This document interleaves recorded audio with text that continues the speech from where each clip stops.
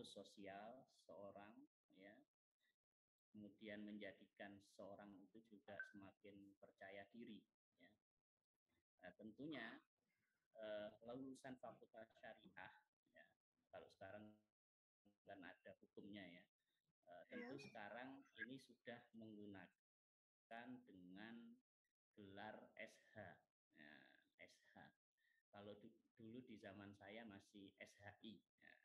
Jadi perubahan yang dimulai terkait dengan gelar kan dimulai dari mulai DRS, nah, DRS kemudian SAG, ya, sampai SAG itu jadi guyonan, ya, ada sarjana alam gaib. Nah, ya, karena kalau lulusan IAIN itu dianggap nantinya jadi dukun gitu, ya, jadi tukang ramal karena sarjana alam gaib. Nah, sehingga kemudian berkembang kemudian menjadi SHI, ya, sarjana hukum Islam. Berkembang lagi kemudian menjadi SSY, ya, sarjana syariah. Berkembang lagi sekarang kemudian menjadi SH, karena ketika SSY maka tentu ada beberapa yang menganggap kurang keren begitu, ya. Nah, sehingga kemudian masih ada yang tetap menggunakan SHI, nah, sampai kemudian sekarang menjadi SH. Nah, terkait dengan pergantian gelar ini Anda bisa lihat misalkan di pasal 21 Undang-Undang 20 tahun 2003 terkait dengan sistem pendidikan nasional, junto pasal 23 Undang-Undang 12 tahun 2012 tentang perguruan tinggi. Ini mengatur mengenai tentang ketentuan lebih lanjut mengenai gelar akademis, akademik vokasi dan profesional. Nah, sampai dengan sekarang peraturan pemerintah yang mengatur secara khusus mengenai tentang gelar akademik ini memang belum ada, sehingga diatur oleh masing-masing dari kementerian yang ada. Tadi sudah saya sampaikan sebelum tahun 93 gelar lulusan Fakultas Syariah itu DRS DRA, ya, sampai ada yang bilang DRS itu di rumah saja, ya, karena saking apanya, karena bingung, ya. Jadi setelah lulus kalau dia tidak punya lembaga pendidikan ya tidak bisa berbuat apa-apa, ya kan. Nah, karena mau jadi guru ya kalau bukan keluarganya, bukan saudaranya, bukan temannya ya susah. Kemudian kalau dia tidak aktif di lembaga dakwah ya dia tidak bisa berdakwah. Kemudian ketika kepingin yang tadi sampaikan Pak Kaprodi, kepingin jadi jaksa, jadi hakim, ya nggak ada peluang ke sana, ya kan, sehingga sangat terbatas sekali. Artinya tidak ada kejelasan, ya, mengenai tentang harus jadi apa setelah kemudian dia itu memiliki DRS atau DRA. Nah, kemudian setelah keluar keputusan Mendikbud nomor 36 tahun 93, gelarnya berubah dari DRS kemudian menjadi DRA, menjadi SAG kemudian, ya. Jadi menjadi sarjana agama. Nah, makanya kalau ada yang SAG itu ya tentu prosesnya setelah di tahun 93 itu. Jadi sarjana agama yang kemudian diplesetkan menjadi sarjana alam gaib. Kenapa sarjana alam gaib? Ya karena memang ternyata juga masih nggak jelas juga gitu, ya. Sehingga Anda bisa ketahui bahwa banyak teman-teman yang lulusan SAG itu justru larinya bukan ke persoalan yang berkaitan dengan syariah dan hukum, ya, tapi justru banyak yang jadi guru, ya kan, jadi guru, kemudian jadi pendakwah, kemudian menjadi yang tentunya tidak seprofesi, artinya tidak larinya yang arahnya ke syariat dan hukum, sehingga ada yang bilang sarjananya sarjana nggak jelas, sarjana alam gaib bukan alam dunia. Nah, jadi seperti itu. Maka kemudian proses-proses sampai di tahun 2000 gelar berubah lagi menjadi SHI, ya, sarjana hukum Islam. Ini mulai ada kejelasan, ya, karena tentu dengan ada sarjana hukum meskipun ada Islamnya itu menjadikan sebuah identitas itu mulai terlihat, ya. Termasuk saya, ini termasuk sangat beruntung karena setelah saya lulus saya dapat SHI, ya, sarjana hukum Islam. Nah, lalu berdasarkan Permenak nomor 36 2009, gelar untuk lulusan Fakultas Syariah berubah lagi ya menjadi SSY, Sarjana Syariah. Kenapa sarjana syariah ya? Tentu ini ada banyak kronologi yang kemudian berubah dari sarjana hukum Islam kemudian menjadi sarjana syariah. Termasuk di dalam Undang-Undang Advokat sendiri di sana disebutkan lulusan syariah ya. Lulusan syariah itu ya SHI atau SSY tersebut. Nah, tetapi gelar ini dianggap kontroversi. Jadi dianggap apa ya?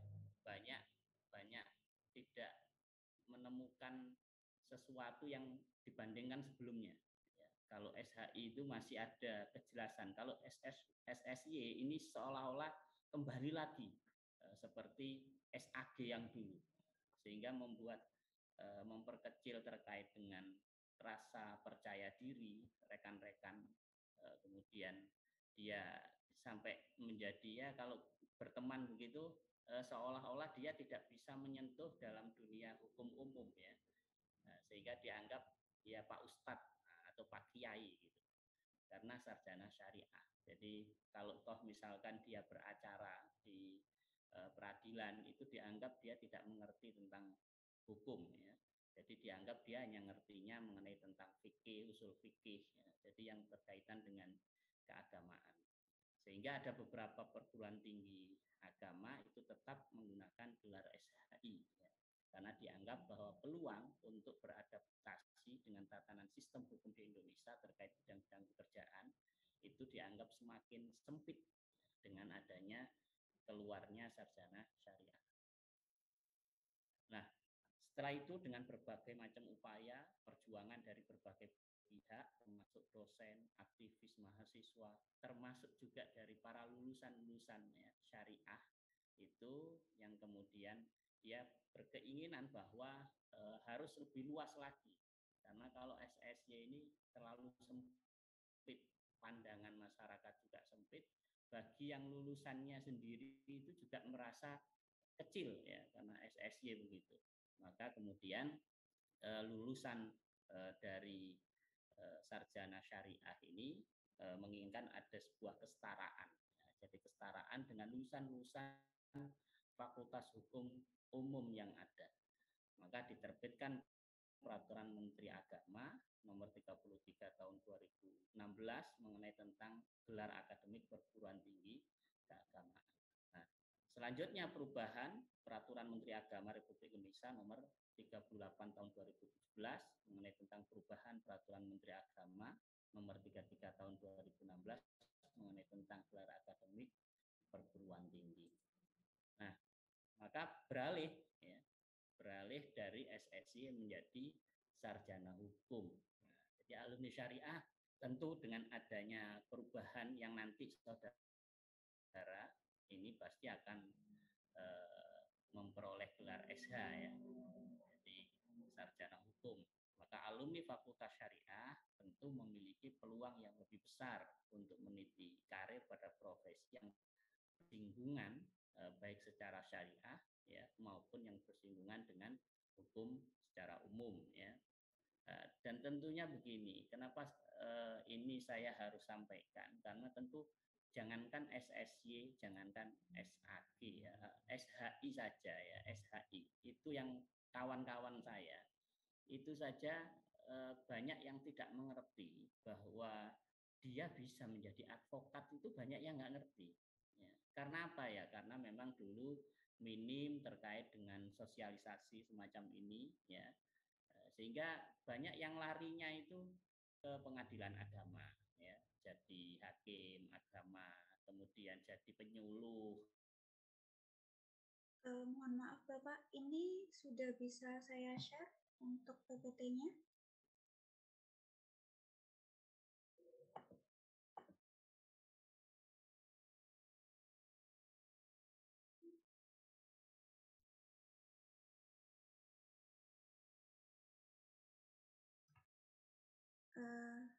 Pak Zuman, mohon maaf.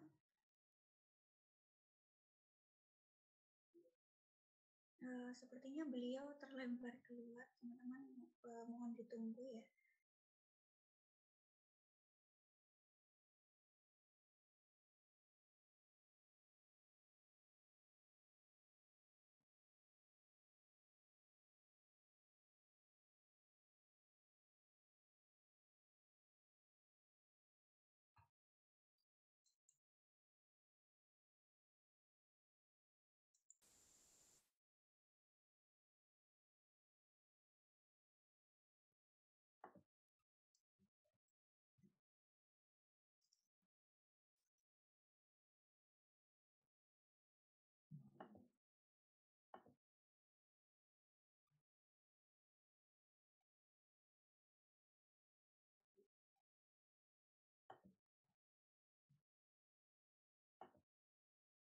Oh ya teman-teman, sambil menunggu Pak Zuman, sepertinya beliau masih terlempar keluar. Silakan teman-teman. Assalamualaikum Pak. Baik, ini kayaknya ada gangguan sinyal. Tadi sepertinya terlempar keluar. Oke, saya pakai ini aja HP sambil nunggu diperbaiki sama. Ini untuk PowerPoint-nya, apakah saya share atau bagaimana Pak? Boleh silakan. Saya coba share nih Pak.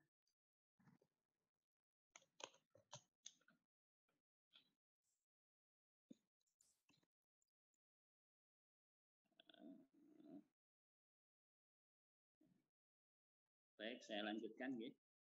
Sambil di-share sama Bu Ilmi ya. Jadi peluang lulusan syariah ini saat ini lebih luas ya. Antara lain Anda setelah lulus maka punya kesempatan Anda bisa menjadi akademisi ya, tentu. Kemudian Anda bisa menjadi peneliti bidang hukum. Kemudian Anda bisa menjadi praktisi. Ini barangkali sudah lanjut Bu, terus sampai peluang lulusan syariah.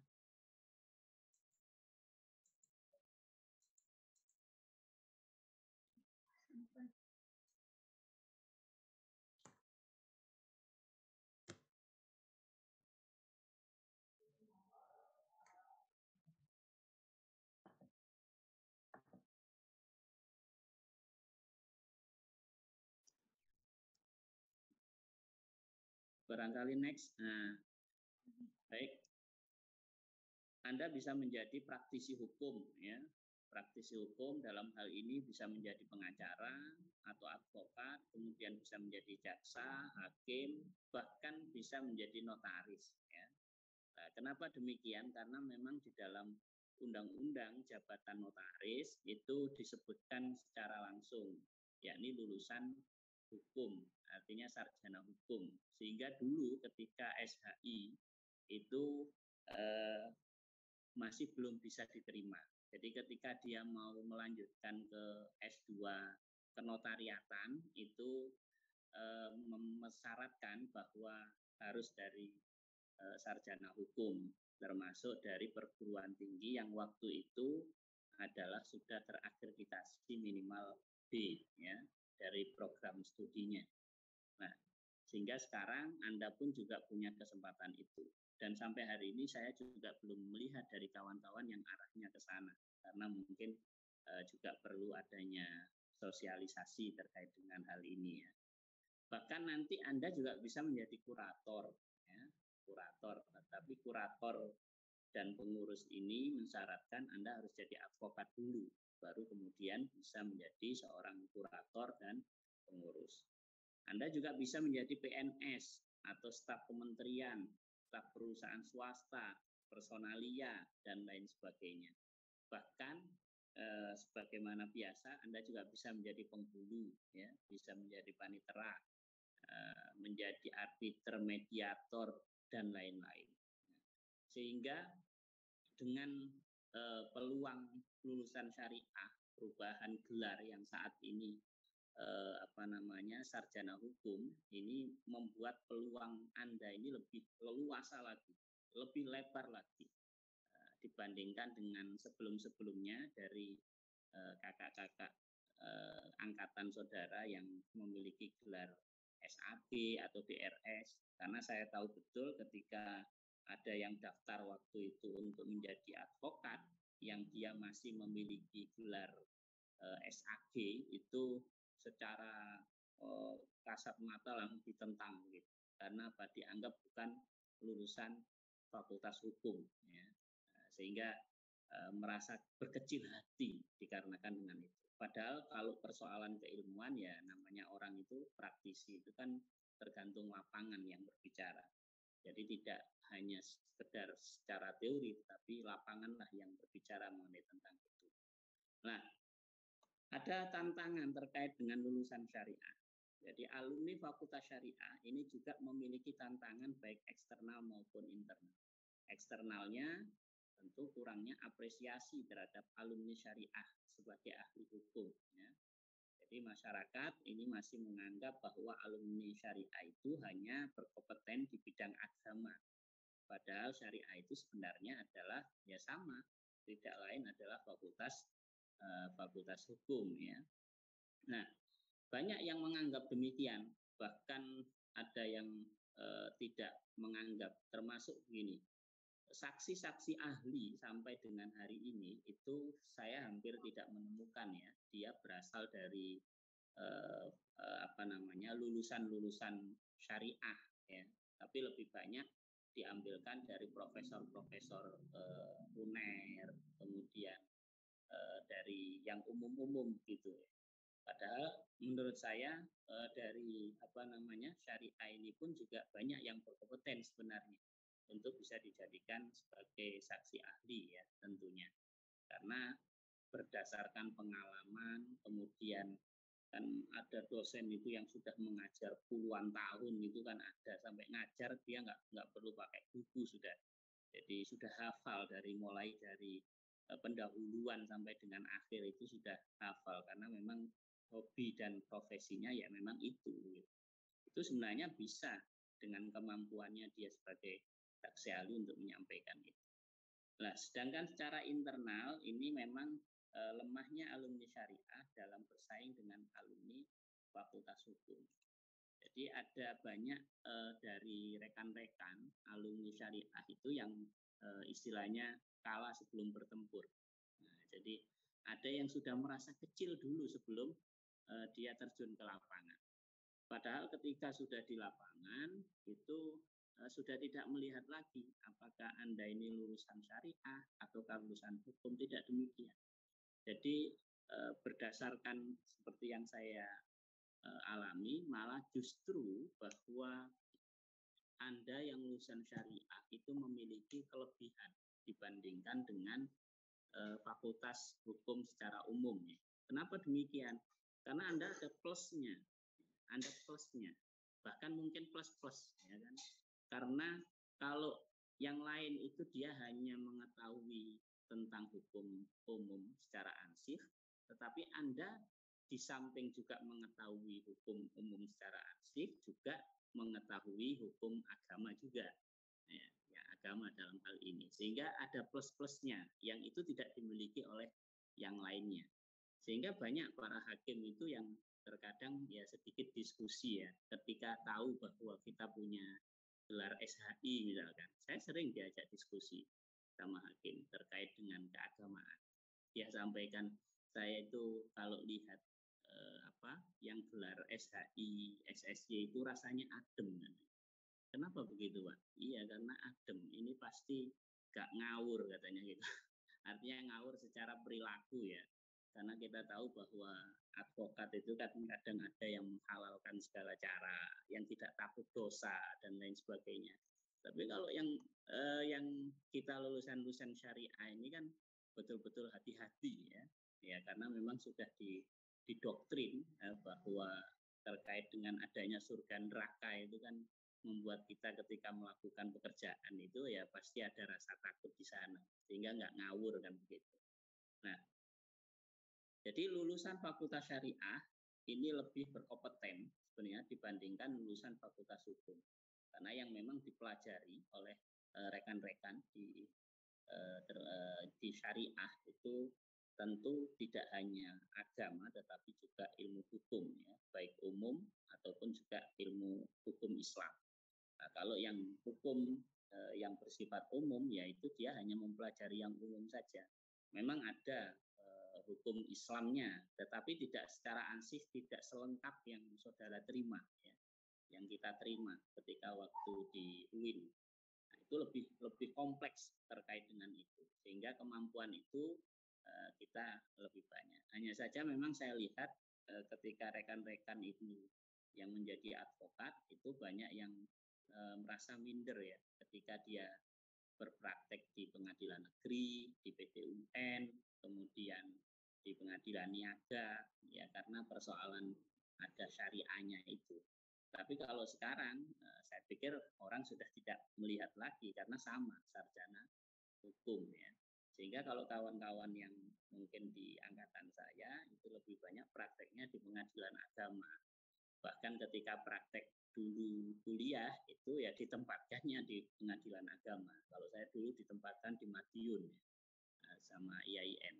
Saya nggak tahu kalau Anda ditempatkan di mana. Nah itu sehingga terpatron begitu bahwa seolah-olah nanti kita arahnya ya ke pengadilan agama.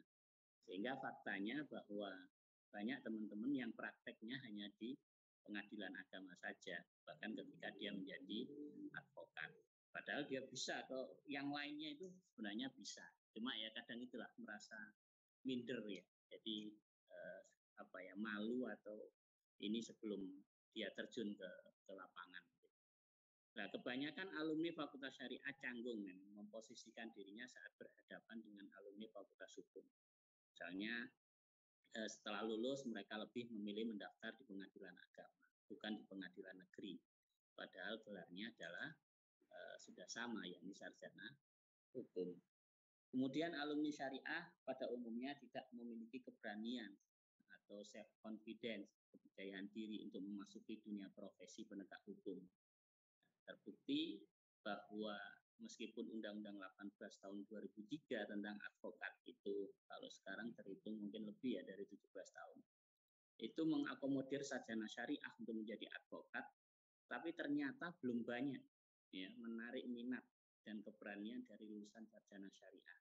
Sehingga jumlah advokat lulusan sarjana syariah ini masih minim ya, tidak sebanyak yang dari perguruan tinggi hukum umum ya.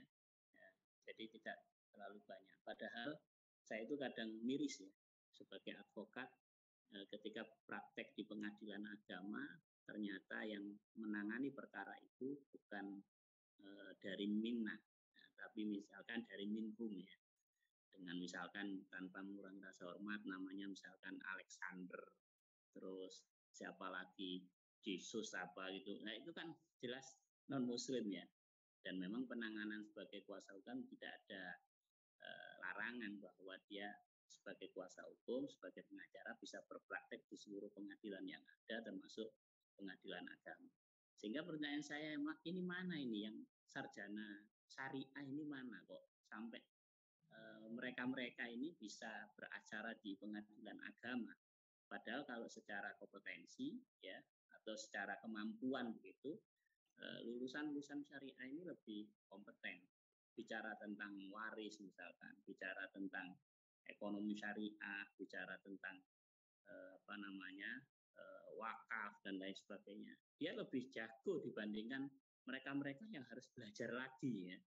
Ketika menangani perkara, tentu dia belajar lagi karena apa? Tidak paham. Nah, sedangkan Anda yang lebih paham malah justru mengambil profesi yang lain bahkan yang tidak ada keterkaitannya. Padahal ketika Anda masuk di situ, maka tentu Anda lebih berpeluang karena Anda bisa lebih menjelaskan dibandingkan yang lainnya.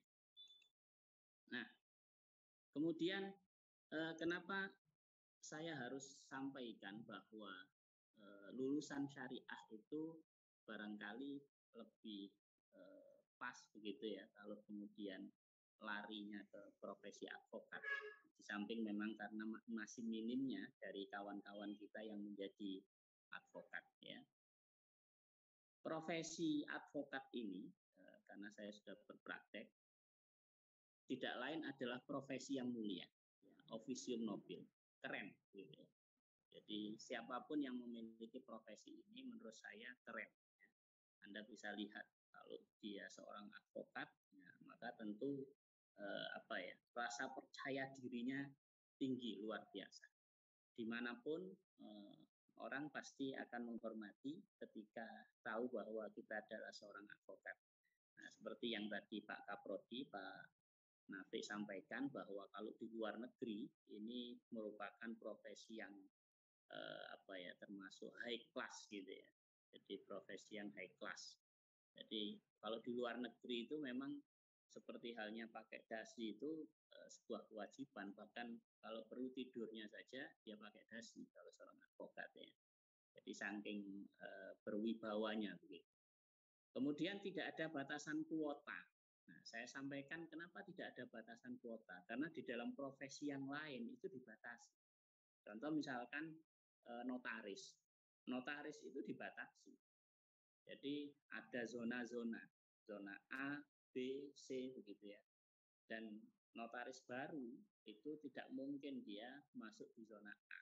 Karena zona A itu dia ada berbagai macam persyaratan yang baru dia bisa di zona A. Zona A itu seperti Jakarta, Surabaya itu zona A. Nah, baru kemudian ada zona B, zona C. Nah, itu ada kuota dan jumlahnya pun ditentukan. Jadi misalkan untuk penerimaan di daerah ini hanya sekian, ini hanya sekian. Tapi advokat itu loss. Sampai dengan hari ini belum ada ketentuan aturan yang mengatur ya mengenai tentang kuota, sehingga loss ya. Anda berpraktek di seluruh Indonesia, coba bayangkan. Kalau notaris itu dia hanya level provinsi. Untuk PPAT dia levelnya hanya kabupaten kota. Nah, kan sangat terbatas sekali. Kalau advokat seluruh Indonesia, Anda bisa berpraktek di Papua, Anda bisa berpraktek di Sumatera. Ya, saya kemarin ke mana? Daerah Riau itu mana itu? Ya, saya kemarin sana, Jakarta, di mana-mana bebas. Artinya tidak ada penempatan, tidak ada zonasi, dan juga tidak ada kuota. Di Jawa Timur mau 1.000 advokatnya itu tidak ada masalah. Memang tidak ada ketentuan sampai dengan hari ini terkait dengan kuota dan juga terkait zonasi. Kalau dulu masih namanya pengacara itu memang sifatnya lokalan ya. Tapi sekarang karena sudah semua disebut sebagai advokat, maka ini lintas, tidak ada zonasi sama sekali. Kemudian tidak terikat waktu jam kerja. Nah, ini yang membedakan ya. Kalau Anda jadi PNS, itu Anda mungkin masuk jam 7, pulang jam 4 ya. Itu ada pembatasan. Ya, termasuk barangkali Bapak Ibu dosen yang PNS pasti merasakan itu. Jadi seolah-olah sebagian kebebasan itu tidak seperti kalau lihat advokat itu kok enak banget ya advokat ini. Jadi kerjanya itu dia hanya ketika dia pada saat sidang itu saja. Kemudian nggak pernah ngantor. Ngantornya kadang di mal-mal ya. Ya artinya lebih banyak bersosialisasi ya. Ngopi di warkop-warkop gitu ya dan lain sebagainya. Kemudian tidak ada pensiun.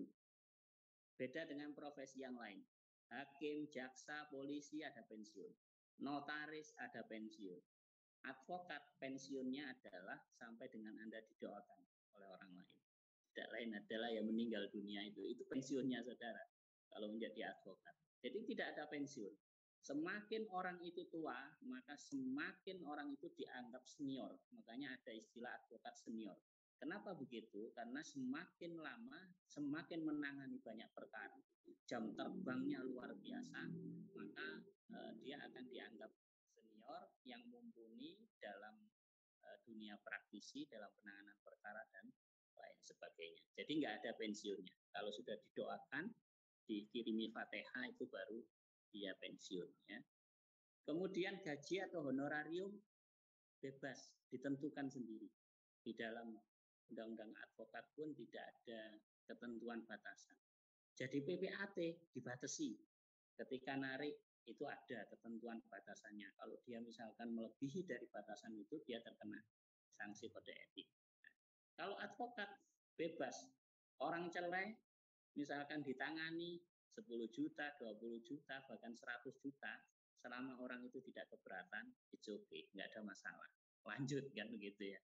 Artinya itu sudah rezekinya mendapatkan itu. Jadi tidak ada batasan mengenai tentang honorarium. Nah, tidak mengenal masa pandemi dan krismon. Nah ini, jadi meskipun pengadilan itu sering lockdown ya, tetapi sekarang dengan lockdown ditutupnya pengadilan tidak menutup dunia peradilan yang ada melalui virtual. Jadi kita sidangnya bisa secara virtual, terutama yang pidana ya. Kalau yang perdata memang sampai dengan hari ini itu masih dibatasi, artinya ya diliburkan. Tapi pidana sudah dilakukan secara virtual ya saat ini. Nah, ke depan pasti juga akan dilakukan hal yang sama. Ya. termasuk mengenai tentang pendaftarannya. Setiap advokat kan punya akun dengan melalui e-code atau electronic code. Jadi daftarnya sudah secara virtual, proses-prosesnya secara virtual. Paling hanya sidang ketika pemeriksaan, sidang pertama, kemudian nanti selanjutnya jawaban, ya, karena sidang pertama mediasi itu hadir, kemudian jawaban dan seterusnya, kecuali saksi atau pada saat pembuktian itu hadir lagi, kemudian yang lainnya dilakukan secara elektronik dan lain-lain. Jadi ada banyak kelebihan yang bisa diperoleh dari profesi advokat ini. Bahkan ada yang tanya, enaknya di mana, Pak? Coba kita ini bandingkan ya. Saya tidak menganggap bahwa mengecilkan pada profesi yang lain, tidak. Tetapi ini kan yang kita rasakan. Itu barangkali Anda bisa lihat berapa sih penghasilan advokat. Bagi advokat, tentu setiap profesi atau setiap pekerjaan itu harus tentu ada target dalam penanganan perkara. Ya, orang jual panci saja dia juga ditarget sehari dia harus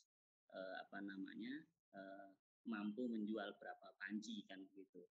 Nah, termasuk ini advokat pun juga ada target, tapi target itu pada dirinya sendiri. Artinya yang menjadi bos ya dirinya, yang menjadi pelaksana adalah dirinya. Nah, maka kita mentarget, misalkan penanganan perkara tidak usah melebar kemana-mana. Saya contohkan misalkan di pengadilan agama, ambil minimal 3 perkara. Coba kita bayangkan kalau ketika bicara mentarget bahwa pengadilan agama misalkan di Surabaya, di Surabaya ini ada 4 ruang sidang. Ada 4 ruang sidang yang setiap harinya satu ruang sidang itu mensidangkan 50 perkara. 50 perkara berarti sehari itu PA itu mensidangkan 200 perkara. Coba Anda bisa kalikan misalkan 200 kali 1 bulan. Anggap saja misalkan ada sekitar kalau misalkan 2 minggu ya, ada sekitar 2.000 perkara. Nah, anggap saja 2.000 perkara. 2.000 perkara per bulan. Kemudian Anda hanya targetkan 3 perkara saja. Kalau misalkan Anda tidak mampu ya kok ya kebangetan ya. 2.000 perkara dijupuk mek telu tok kok ora iso, itu kan menurut saya ya sangat luar biasa. Itu sak males-malese pengacara. Sak males-malese pengacara. Jadi ambil saja 3.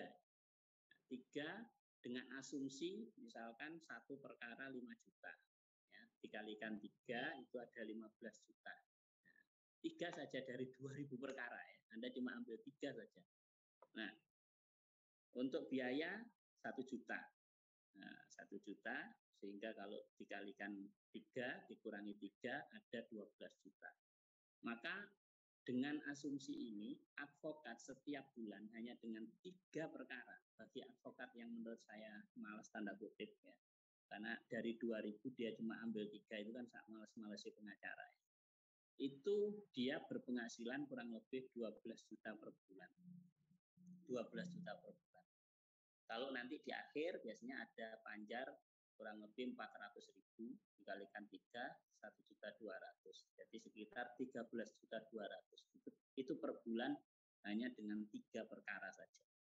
Coba bayangkan Anda kalau misalkan ada advokat yang dia bisa memiliki tarif di atas 5 juta. Kemudian 1 bulannya dia bisa memperoleh lebih dari 3 perkara. Maka Anda bisa kalikan. Jadi jangan heran kalau kemudian ada advokat itu yang 1 tahun, 2 tahun dia sudah punya rumah yang bagus, punya mobil yang bagus. Itu karena apa? Karena ya memang bisa, dihitung itu bisa. Ya, cuma persoalannya kita kan orang syariah ya, jadi ada istilah barokah dan tidak barokah. Nah, jadi orang itu kalau biasanya pegang duit banyak, itu akhirnya digawe ngalor ngidul ya. Jadi kayak itu, jadi akhirnya nggak jelas. Duitnya terecer kemana-mana. Sehingga ya itulah antara barokah dan tidak. Kita bandingkan dengan gaji PNS ya. Nah, ini saya pakai PP 15/2019 ya. Golongan paling tinggi sudah 4E ya. itu adalah 5.901.200. Itu pengabdian 32 tahun. Jadi orang pegawai negeri sipil untuk bisa mencapai 5.901 ini gaji pokoknya, itu harus ngabdi dulu 32 tahun. Advokat nggak perlu ngabdi sampai bertahun-tahun ya, setelah dia jadi advokat setahun kalau hanya cari 5.900.000, itu menurut saya sesuatu yang tidak sulit ya. Tidak sulit, artinya gampang ya bagi advokat. Apalagi kalau Anda lihat ada advokat yang sehari dia nangani 10 perkara, 15 perkara setiap hari, Pak, itu nggak tahu, itu rupiahnya Anda sendiri yang bisa ngitung. Nah, itu terkait dengan ketika kenapa kemudian memilih profesi ini. Karena memang terus terang banyak teman-teman yang tidak tahu ya mengenai tentang penghasilan atau pendapatan advokat itu berapa sih ketika dirupiahkan gitu ya. Maka berdasarkan pengalaman saya, Anda bisa lihat seperti ini. Maka kalau kemudian ada advokat itu yang kelihatan mentereng, yang kelihatan ini, ya memang pantas gitu loh. Karena apa? Orang yang tentu dengan penghasilan yang besar itu ya pasti penampilannya juga pasti berbeda ya, dibandingkan dengan orang yang mungkin penghasilannya rendah dan lain sebagainya. Maka ini peluang ya, peluang bagi Anda termasuk yang sekarang sudah setara menjadi sarjana hukum, maka kenapa harus ambil profesi-profesi yang lain? Ambil saja ini. Karena jangan sampai kemudian malah justru yang menguasai dunia advokat itu, yang selama ini Anda selalu dengar itu kan pasti di belakangnya ada nama-nama orang, mohon maaf, orang Batak ya. Ya itu, dan kebanyakan mereka memang tidak minna tapi minhum, dikuasai oleh mereka. Padahal Anda juga punya peluang yang sama, kita juga punya peluang yang sama. Bahkan masyarakat pun juga merindukan daripada alumni-alumni kita. Ya, kenapa sih advokat itu bukan yang misalkan namanya Muhammad, Abdullah, kemudian ada ya yang identik dengan kita lah. Karena tentu masyarakat juga merasa lebih tenang, lebih nyaman kalau yang sebagai kuasa hukum yang mendampingi itu barangkali sama dengan yang bersangkutan begitu, sehingga ada ketenangan. Karena terus terang memang dari beberapa advokat yang sebelumnya itu barangkali ada stigma bahwa advokat itu perilakunya begini ya, misalkan suka ke diskotik, ke bar, kemudian suka karaoke, kemudian suka begini begitulah ya, misalkan kawinan dan lain-lain. Nah itu kan karena memang bukan dari lulusan syariah ya, artinya mereka berbeda dengan kita. Tapi coba kalau misalkan dari Anda yang lulusan syariah, yang lebih memegang terhadap keagamaan yang lebih bagus, maka ketika menjadi advokat ya advokatnya ya pasti berbeda ya, dengan nuansa yang berbeda, dengan ketegasan yang berbeda. Maka Anda punya peluang yang lebih besar dibandingkan dengan kawan-kawan yang lain yang mungkin berasal dari fakultas hukum secara umum. Baik, saudara-saudara sekalian, saya pikir itu yang bisa saya sampaikan. Barangkali nanti bisa kita lanjutkan dengan tanya jawab dan lain sebagainya. Dari saya kembalikan kepada Ibu Moderator, Ibu Ilmiah. Terima kasih. Assalamualaikum warahmatullahi wabarakatuh. Waalaikumsalam warahmatullahi wabarakatuh. Baik, terima kasih saya sampaikan kepada SH-SHI MH-MKN atas materi luar biasanya pada pagi hari ini. Tadi kalau boleh menyimpulkan, Pak Zuman sudah memaparkan banyak hal ya teman-teman, dari segi tantangan, peluang dari lulusan dari Fakultas Syariah dan Hukum. Apalagi setelah adanya aturan dari Kementerian Agama tahun 2016, di mana teman-teman gelar sarjananya teman-teman tidak lagi menjadi sarjana hukum Islam, tapi sudah setara dengan sarjana hukum yang lainnya, yaitu dengan gelar SH. Jadi peluang karir teman-teman ke depan itu sangat-sangat luas sekali. Jadi tidak hanya kalau dulu lulusan dari Fakultas Syariah itu identik dengan pengadilan agama, misalnya hakim di pengadilan agama, tapi sekarang teman-teman punya kesempatan lebih bisa menjadi advokat ataupun profesi lain di luar di luar pengadilan agama seperti itu. Tadi juga di akhir pemaparan Pak Zuman juga sudah membocorkan salah satu profesi yang menjanjikan bagi lulusan dari Fakultas Syariah dan Hukum yaitu adalah profesi advokat ya. Bahkan saya sendiri ini yang sudah mengajar aja sempat tergiur ya untuk menjadi profesi advokat seperti itu. Nah, ini tadi sama Pak Zuman sudah dipaparkan mengenai bagaimana tantangan ke depan ya untuk menjadi profesi advokat. Nah, untuk mengenal lebih jauh bagaimana profesi advokat ini bekerja, apalagi profesi advokat itu dijuluki sebagai profesi officium nobile atau profesi yang mulia dan terhormat. Kalau kita melihat ya dari segi 4 pilar penegakan hukum itu ada advokat, ada hakim, ada jaksa, dan ada kepolisian. Nah, pertanyaannya adalah kenapa kok advokat yang dijuluki atau digelari sebagai profesi officium nobile? Nah, mungkin teman-teman sudah penasaran, biar nggak berlama-lama lagi, ini sudah hadir narasumber kita juga yang kedua, yaitu Bapak Imam Sujono, SHI MH CPL. Sebelumnya kita sapa terlebih dahulu ya. Assalamualaikum Pak Imam. Waalaikumsalam warahmatullahi wabarakatuh. Terima kasih Bapak sudah hadir di Fakultas Syariah dan Hukum meskipun via virtual. Sebelumnya ini saya akan membacakan sedikit ya CV dari beliau. Bapak Imam Sujono, SHI MH CPL. Beliau adalah direktur dari kantor law firm Imam Sujono and Partners. Beliau lahir di Kediri 16 April 1976 dan beliau menamatkan pendidikannya S1-nya di Fakultas Syariah di IAIN Sunan Ampel Surabaya, kemudian melanjutkan di program Magister Ilmu Hukum Universitas Bayangkara Surabaya, dan riwayat atau pengalaman beliau yaitu selain sebagai seorang advokat, beliau juga seorang dosen di STAI Taruna Surabaya, kemudian pernah menjabat sebagai Ketua PC SPAI FSP MI Kota Surabaya, dan sekarang menjabat sebagai Wakil Perari Kota Surabaya. Biar nggak berlama-lama teman-teman, kita langsung undang beliau saja ya kepada Bapak Imam Sujono, SHI MH CPL. Kepada beliau waktu dan tempat kami persilahkan. Assalamualaikum warahmatullahi wabarakatuh. Waalaikumsalam warahmatullahi wabarakatuh. Waalaikumsalam warahmatullahi wabarakatuh. Bismillahirrahmanirrahim. Alhamdulillahirrahmanirrahim. Salatu wassalamu ala asrafil anbiya'i wal mursalin. Kepada yang terhormat Bapak Dr. Nafi, kepada yang terhormat Ibu Zainatul Ilmiah, dan tidak ketinggalan Bapak Zuman Malaka sebagai kolega sekaligus senior saya.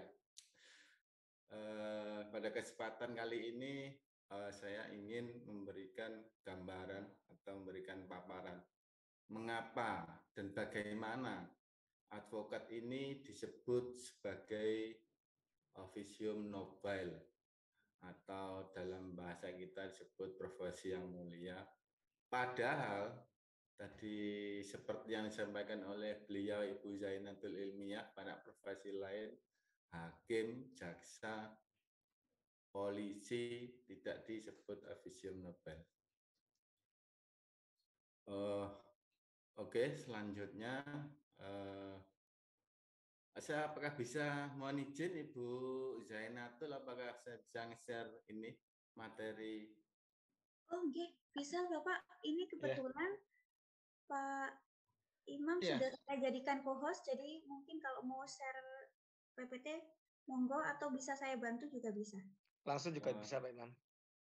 Siap.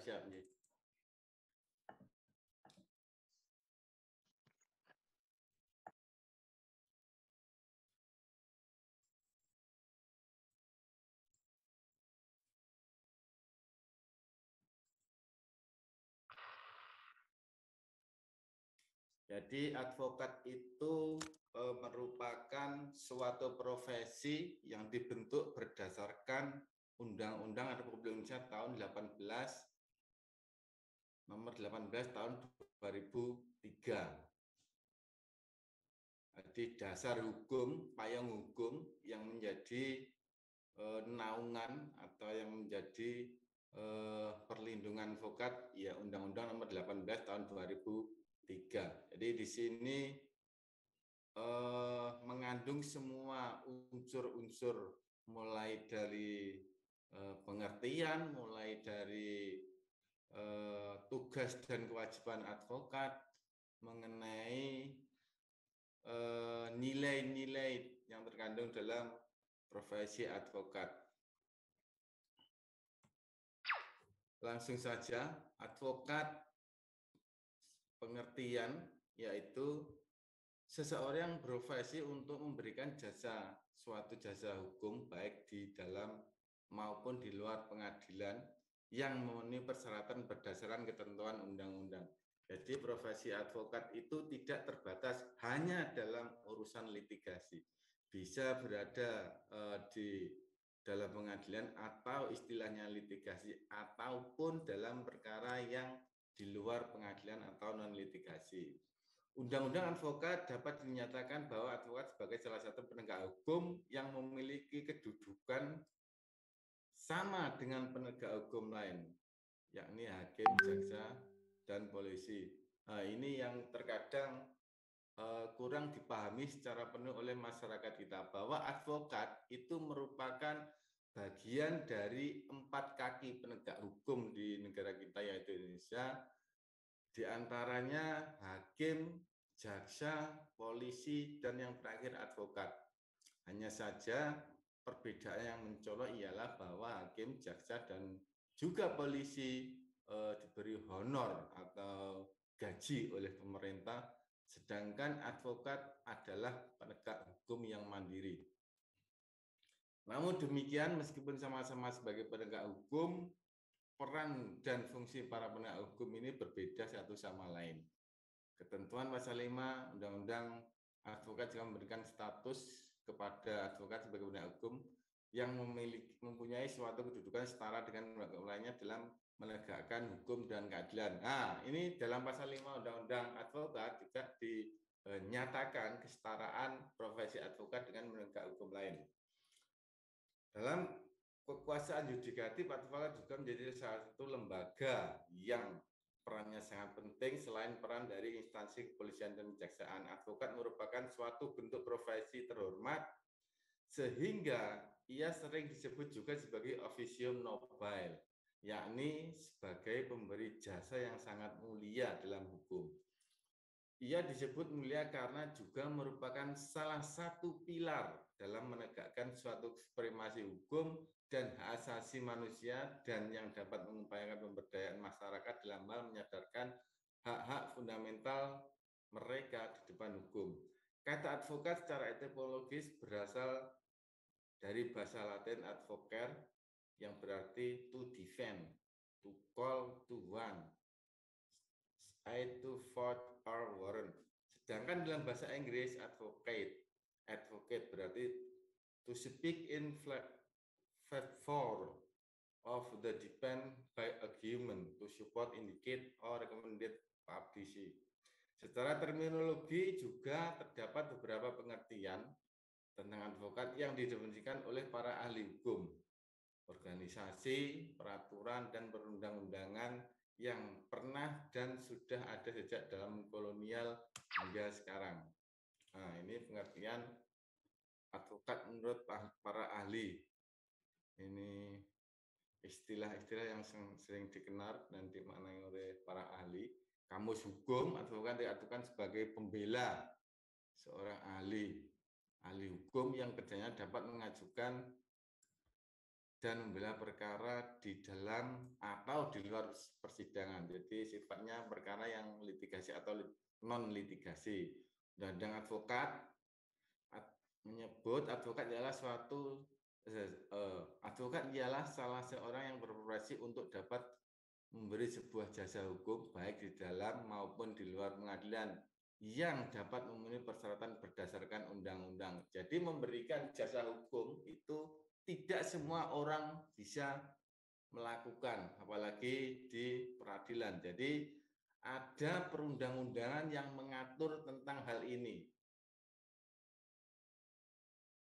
Tentunya arahan kita sesuai peraturan perundang-undangan ya advokat ini. Jadi perlu memberikan sebuah jasa hukum baik di dalam maupun di luar pengadilan. Kalau di luar pengadilan saya merasa dan kita sama-sama tahu bahwa hampir semua orang bisa. Akan tetapi kalau di dalam pengadilan atau sifatnya litigasi itu harus orang sudah ditentukan dan memenuhi persyaratan berdasarkan undang-undang, yaitu diantaranya sudah berprofesi sebagai advokat dan disumpah di pengadilan tinggi masing-masing wilayah domisili hukum. Ini nomor 3, pengertian sesuai Black and Law Dictionary.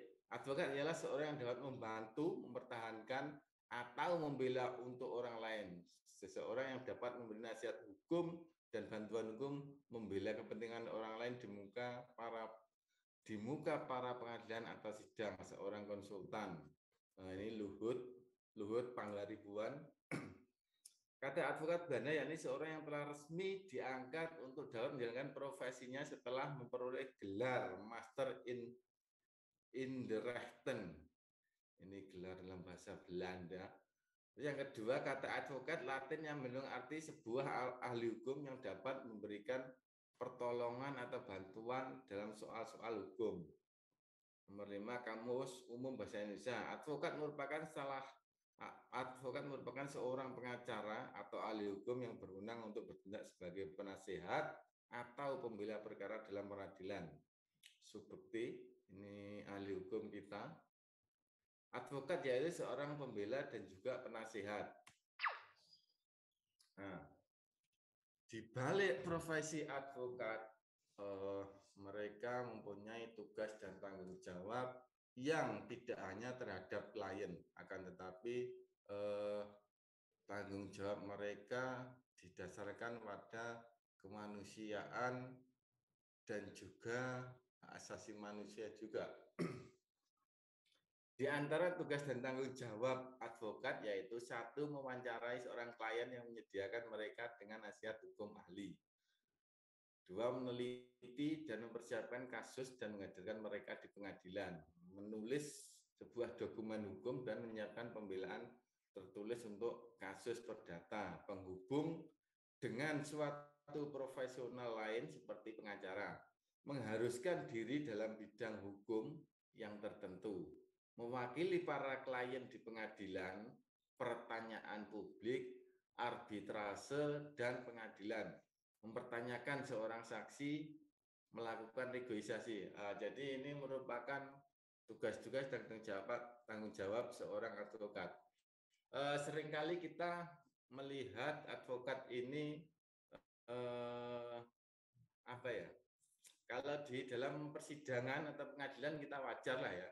Akan tetapi terkadang kita sering lihat di TV-TV atau di media seseorang memberikan pertanyaan ataupun pernyataan itu bisa juga diwakili oleh advokat. Nah, ini yang sering.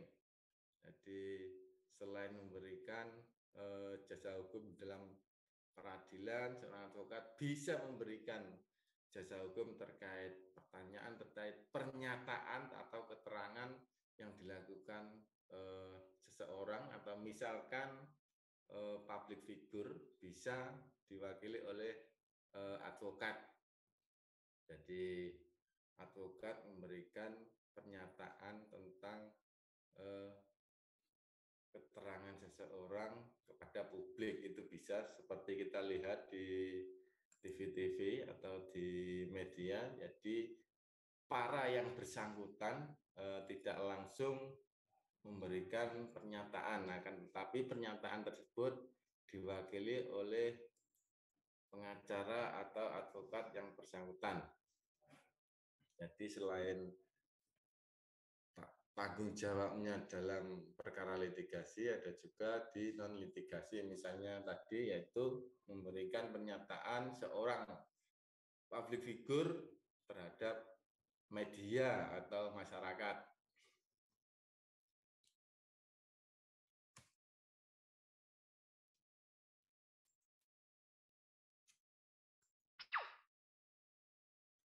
Nah, ini kualifikasi yang pendidikan yang dibutuhkan oleh seorang advokat lulusan dari Fakultas Hukum atau Syariah. Nah, jadi selain ini tidak bisa, misalnya dari lulusan ekonomi, meskipun kamlot, lulusan tarbiyah, meskipun kan tidak boleh. Jadi undang-undang hanya membatasi untuk advokat itu terbatas pada Fakultas Hukum dan Syariah. Nah, selain ini undang-undang sudah membatasi tidak bisa. 2, interpersonal yang sangat baik, presentasi dan juga keterampilan komunikasi tertulis atau lisan. Kepemilikan suatu integritas, kerahasiaan dan cara non merugikan, kepercayaan diri, motivasi dan juga ketahanan. Kesadaran pada hukum dan komersil. 4, manajemen yang sangat baik. Selanjutnya keterampilan pada suatu akademik dan penelitian yang sangat baik. Jadi seorang advokat itu dituntut untuk mempunyai integritas, bukan sembarangan orang yang perilaku atau sifatnya kadang-kadang menjadi cacat di mata masyarakat. Jadi secara personal advokat juga dituntut benar-benar orang yang mempunyai kualitas baik dalam segi sikap, mental maupun akademik atau lulusan dari fakultas yang sudah ditentukan oleh perundang-undangan, yaitu Fakultas Hukum dan Fakultas Syariah.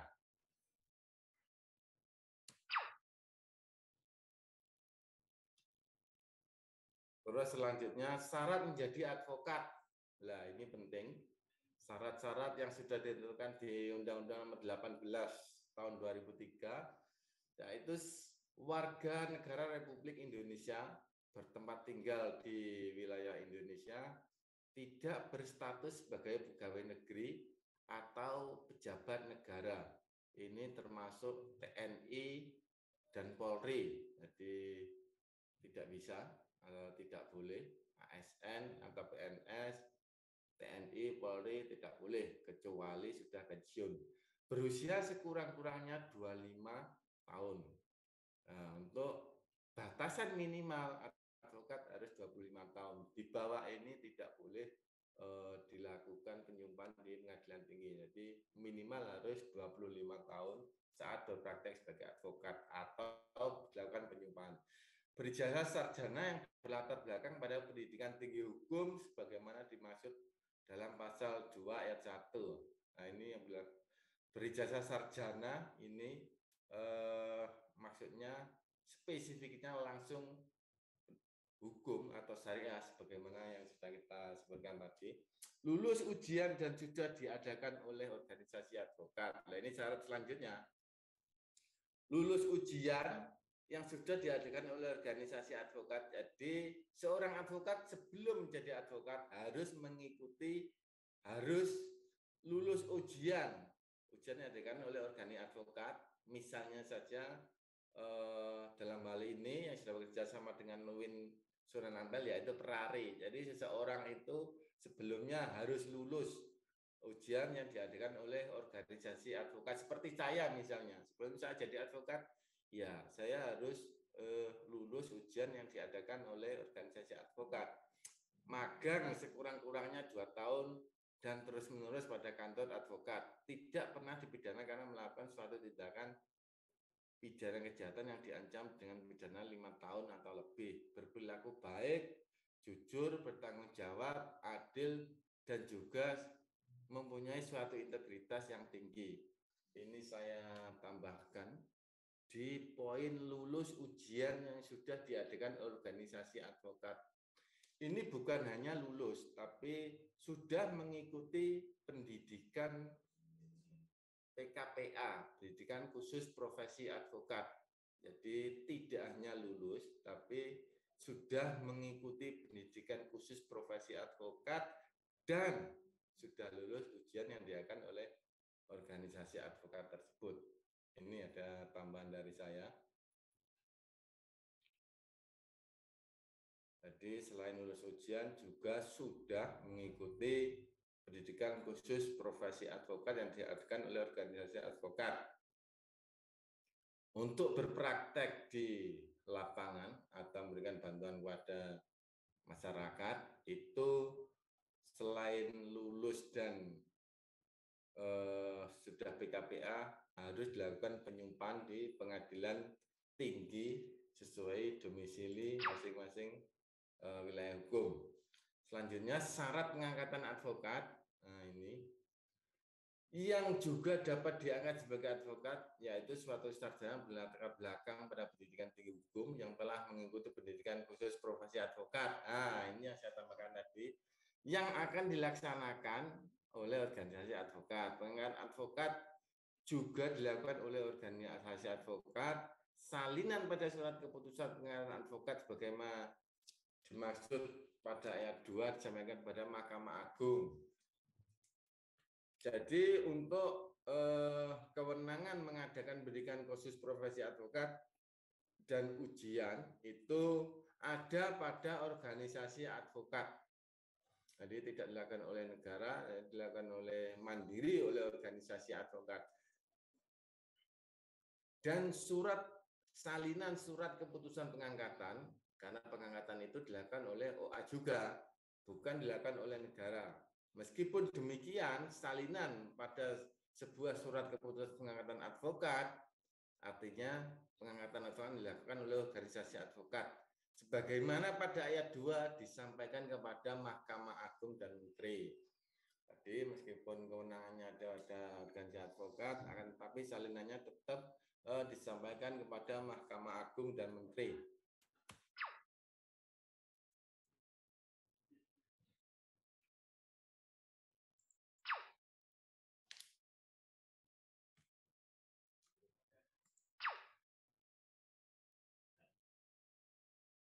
Ini langsung saja kenapa advokat disebut Visium Nobel.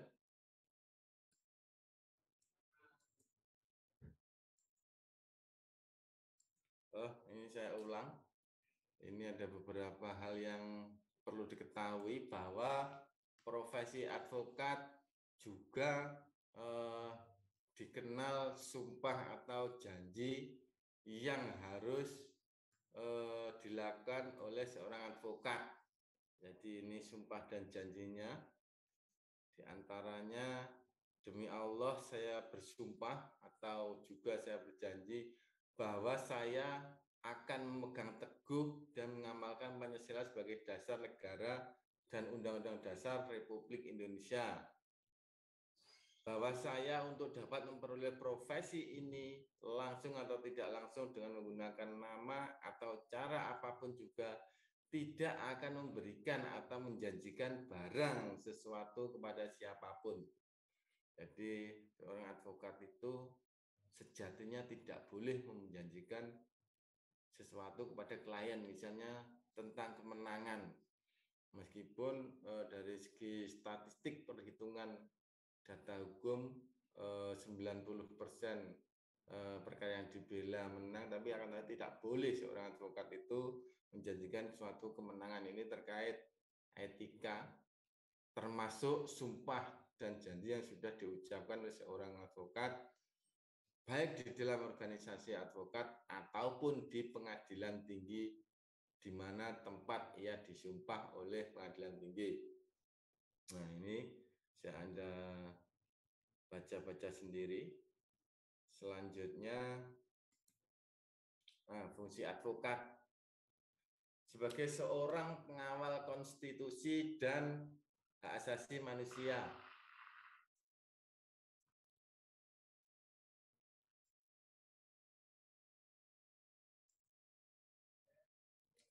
memperjuangkan hak-hak asasi manusia dalam suatu negara hukum Indonesia, melaksanakan sebuah kode etik advokat, memberikan suatu nasihat hukum atau legal advice, memberikan sebuah konsultasi hukum atau legal consultation, memberikan suatu pendapat hukum legal opinion, menyusun suatu kontrak-kontrak atau legal drafting, memberikan suatu informasi hukum legal information,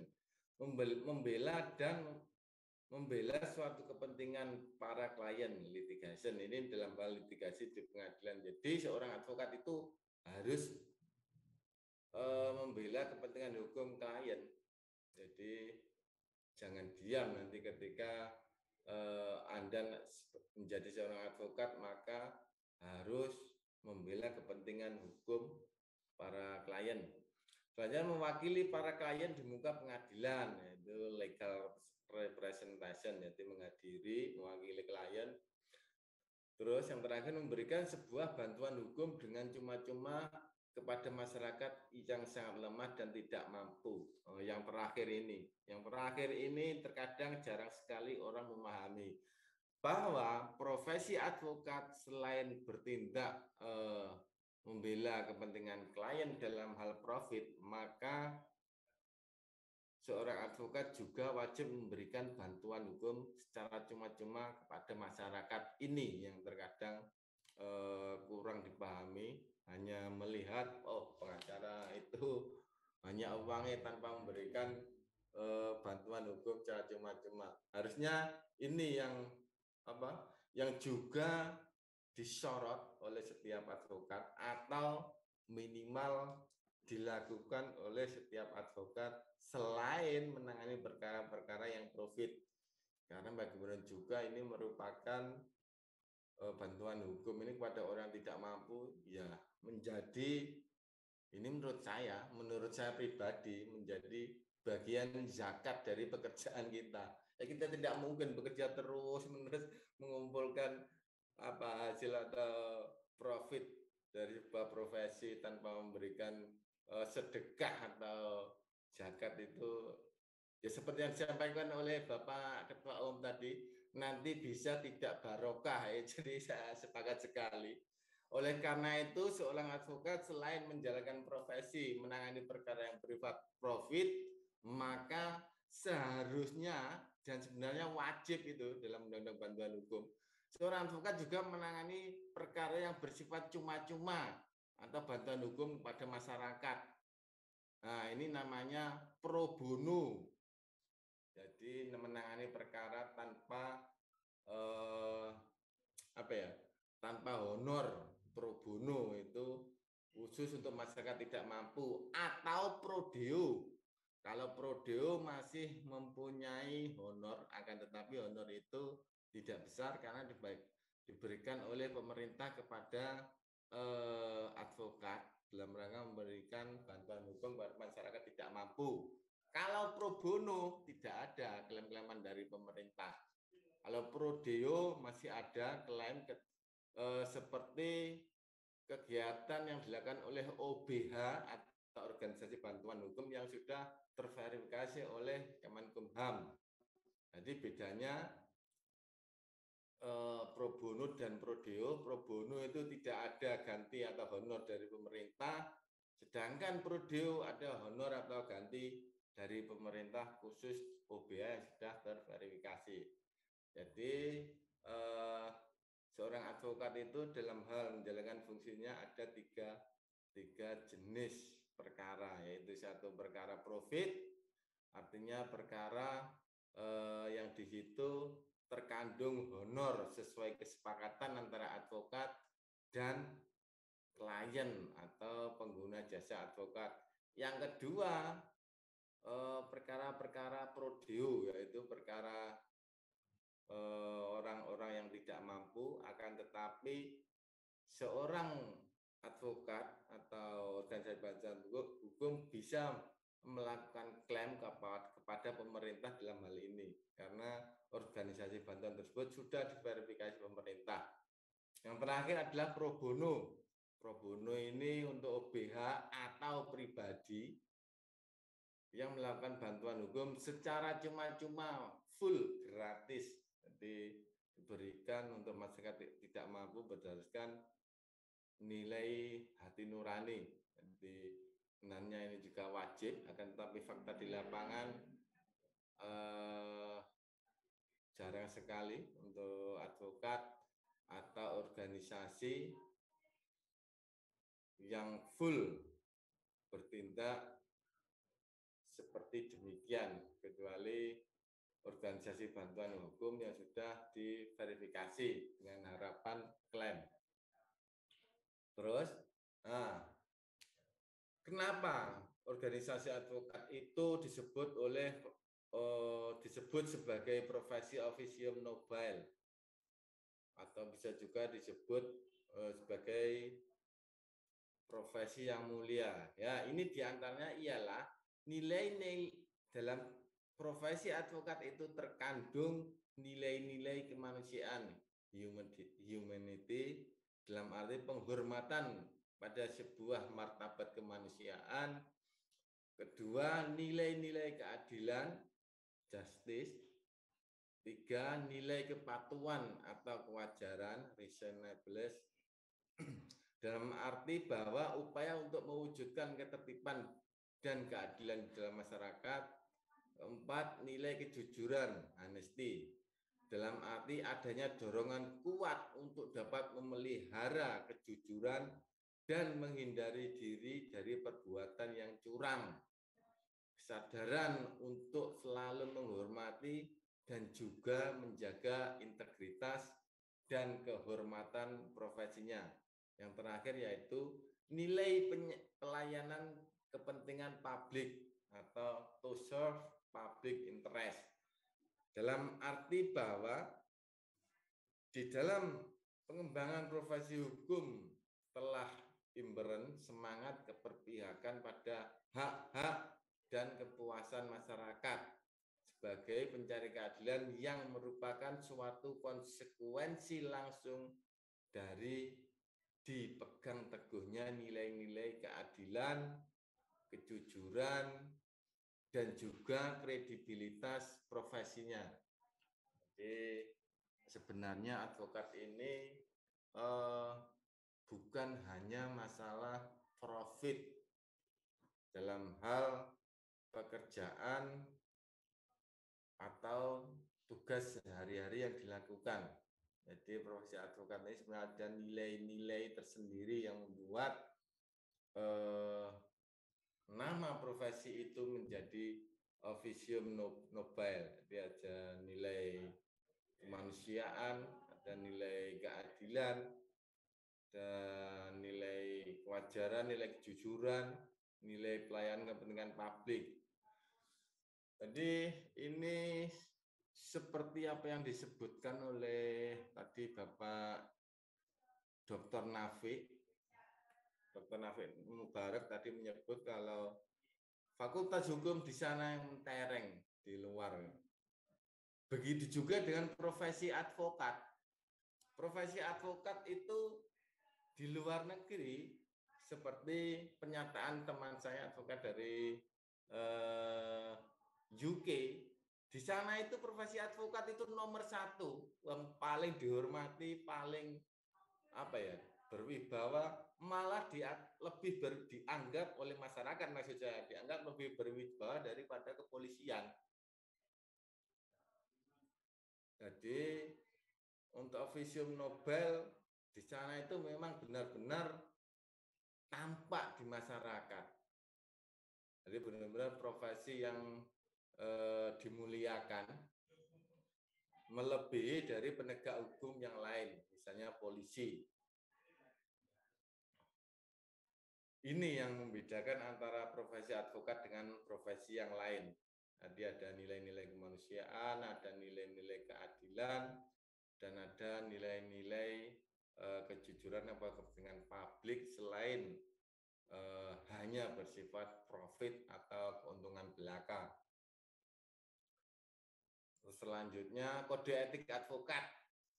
Dalam hal melaksanakan tugasnya sehari-hari, seorang advokat juga mengenal sebuah kode etik yaitu aturan moral, bisa kode etik terhadap klien atau pengguna jasa hukum, ataupun kode etik yang dilakukan terhadap teman sejawat, jadi sesama advokat.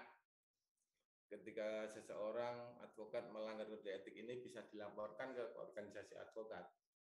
Karena untuk menjaga marwah officium nobel dari profesi tersebut, jangan sampai kode etik ini tidak dijalankan atau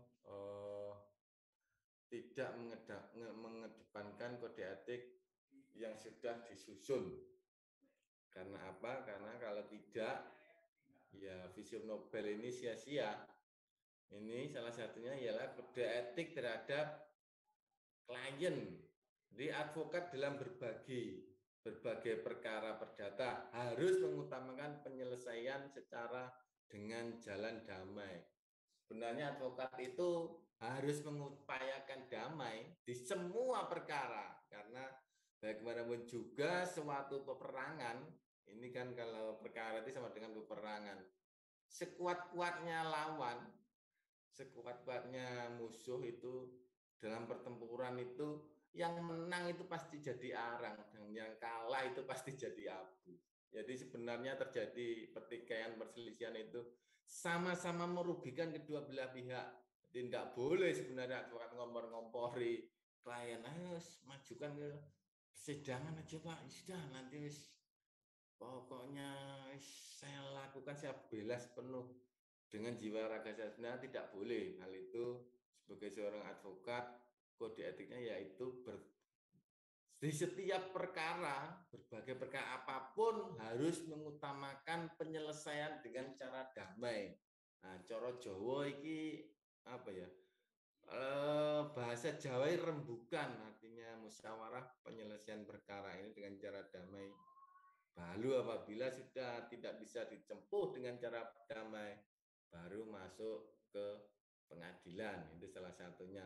Salah satu kode etik advokat terhadap klien. Nah, ini masih banyak tuh, 2, 3, 4, 5, 6, 7, 8, 9, 10. Nah, terus ganti kode etik advokat terhadap teman sejawat, atau kode etik yang harus dilakukan advokat terhadap advokat lain. Nah, ini karena bagaimanapun juga pihak-pihak yang berperkara itu rata-rata juga sama-sama menggunakan advokat untuk menyelesaikan perkara mereka. Nah, jadi ada etikanya juga antara advokat A dengan advokat atau pengacara B. Jadi ini salah satunya hubungan antara teman sejawat, advokat juga harus dilandasi sikap saling menghormati, saling menghargai, dan saling mempercayai. Nah, ini sikap yang harus dikedepankan dalam berhubungan. Kedua, advokat bila akan membicarakan teman sejawat atau juga jika berpapasan satu sama lain dalam sidang pengadilan, hendaknya tidak akan menggunakan kata-kata yang tidak sopan, baik secara lisan maupun tertulis. Nah, ini dalam surat menyurat maksudnya. Jadi berhubungan dengan sesama teman sejawat itu juga ada kode etik.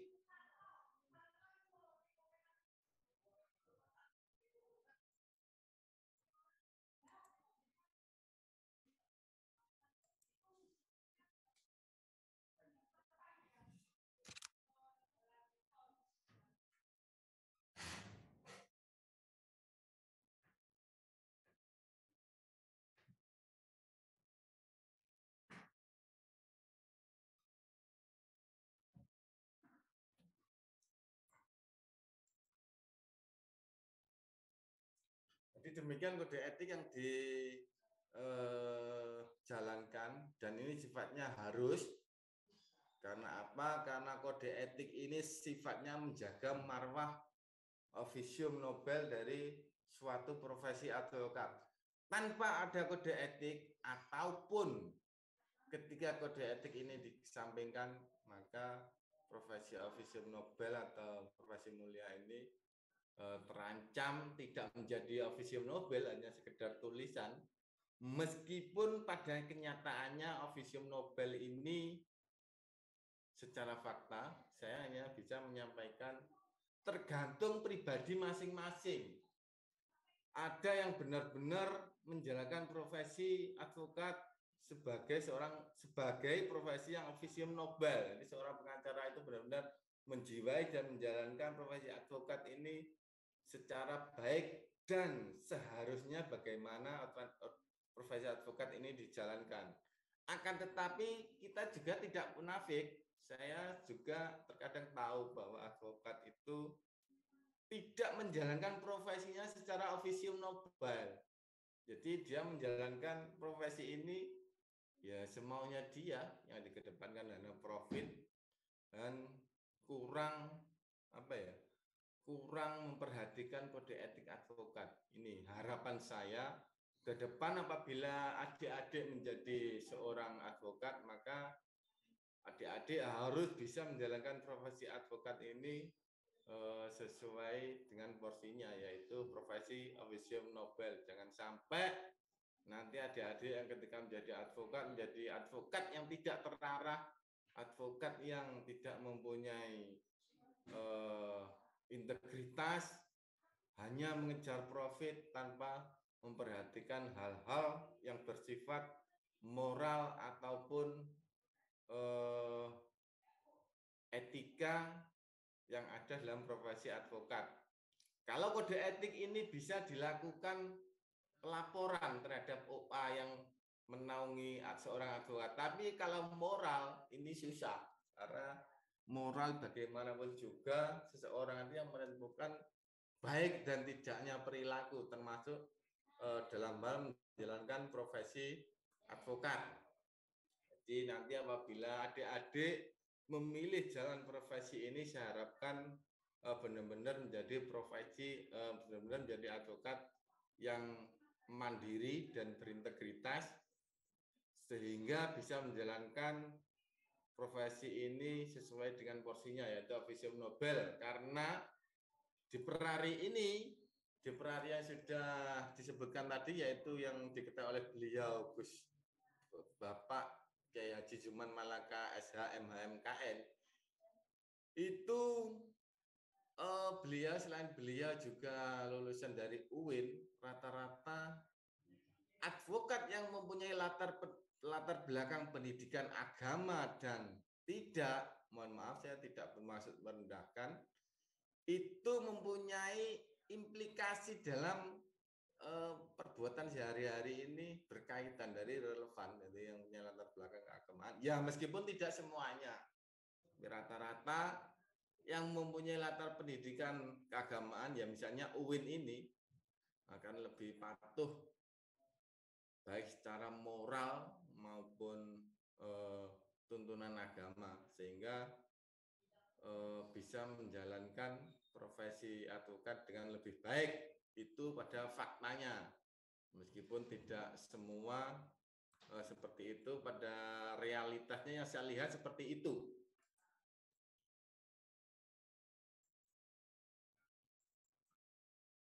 Demikian materi yang bisa saya sampaikan.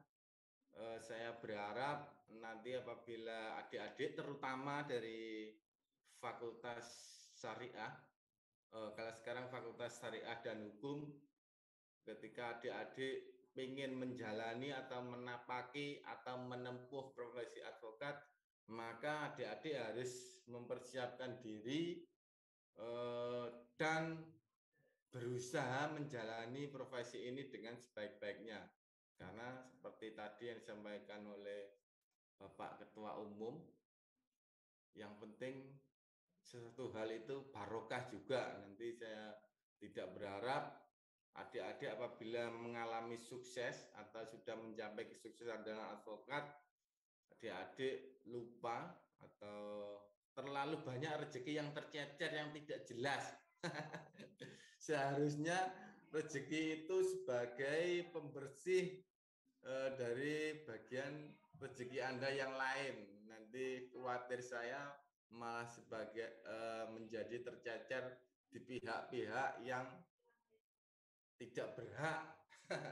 Misalnya saja tadi seperti yang disampaikan oleh Bapak Ketua Umum untuk berhura-hura untuk suka kawin lagi, meskipun sebenarnya tidak dilarang untuk menikah lagi. Karena menikah lagi meskipun keberapa kali pasti bahagia orang yang melakukan. Oke, terima kasih. Selanjutnya saya